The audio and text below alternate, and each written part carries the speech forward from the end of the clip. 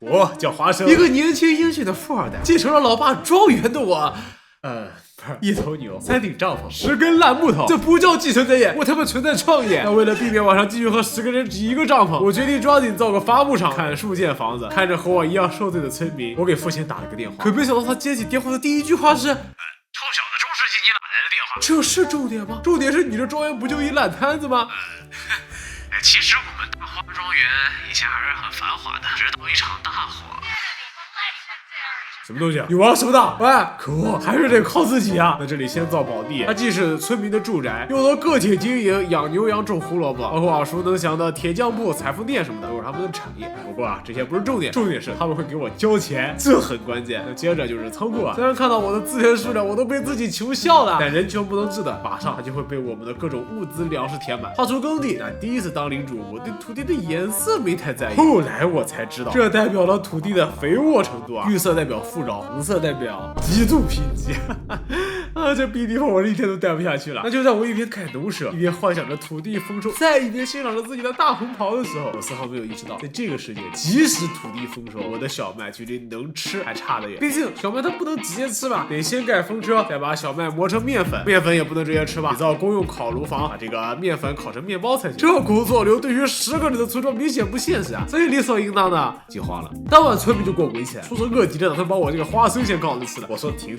咱们先造个这个采集小屋，捡一捡树林里那些个野果子，再造个打猎小屋，看看有没有撞树上的猪。这样一来，果然粮食储备起来了，但总感觉越来越像原始部落了呀。现在地都没人种，都跑去外面捡浆果去了。不是，现在必须得做点什么，让大伙意识到这是在中世纪啊！哎，教堂，没错，只有在教堂祷告的时候，他们才会感受到自己和野人的区别。那随着教堂的竣工，白雪随之落下，冬天到了。要是熬不过这个冬天，大家就一起吃席吧。那接着我还看到了袭击者来犯的信息，来吧，你来吧，我们穷成这样了，你看你们好意思抢？别管他啊！可让我没想到的是，就是我这句话留下了伏笔。春天，虽然我们部落已经来到了51人，那冬天的时候虽然采不到果子，但大部分村民啃树皮，往汤里加点木屑，吃土，那硬着头皮是活下来的同时，还造了一些小人啊。那既然人多了，这次总该能种地了吧？这是个怕的啊！而这次我找到了一大片肥沃土地，同时啊，规划好后面交替种植作物，这样能避免土壤养分的流失啊。周边的配套设施啊，咱们也是得建造的，风车、农舍、面包房，一旦这里建成啊，我们部落就不会有人再挨饿。同时，附近咱们也盖点地堡，后面的人就直接住着啊，种地方便的很。我仿佛已经看到了丰收的样子。不过，咱的规划虽然很好，但转眼又是冬天，周边的设施还没盖好，地也还没开始耕种啊，没事，再吃树皮，只要再熬一轮。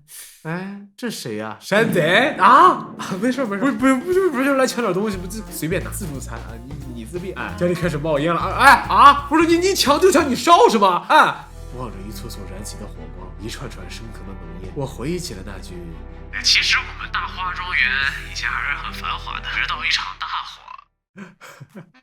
我突然释怀的笑了啊！合着老头你也是被山贼抢成这样的呀？事已至此，我直接逃跑，重开。那有了上次的经验啊，我这次的这个思路就清晰的多。先分析地图啊，其实这次地形非常完美，上方有丰富的浆果，右手野生动物多，打猎方便，前期的这个饮食啊不成问题。而左边的近点有矿石，下方粘土巨多，全体起立。那开局的规划就很简单了，好，就居民区，居民区呢，我们中间会有市集、教堂，中间还会放酒馆，主要是这几个核心建筑呢，咱们围成一圈，这样方便后期升到2级、3级的宝地。那食物的话呢，直接把采集小屋放在浆果地旁边，狩猎点也很近，效率特别高。前期的钱全部拿来买牛，之前的一头牛累到死的情况绝对不会有了。那接着城镇成长之后啊，获得了这个发展方向啊。我1级呢，我们点了这个双倍浆果啊，这个很好理解，最简单直接的食物补给。而第2点，直接开蜜蜂啊。上次农业咱们已经吃到教训了，这次直接啊蜂蜜喝起来，种地啊我们是不碰了。而这次啊宝地的作用我们也给它发挥出来嘛。之前不是有山贼总搞我们，我们就造铁匠铺，做裁缝铺，搞到装备，其他的就养鸡、养羊、种地，补给这个畜牧和资源。这样一来，即使山贼来犯，我们也能让他们有去无回。那此时此刻，我们的领地已经非常庞大的同时，发展全面，有耕地，有矿产，贸易线路也拉了起来，出口咱们的蜜蜡、战沟，甚至我都有了自己的小城堡。那么就在我以为我的庄园即将大展宏图，后面一统天下的时候，突然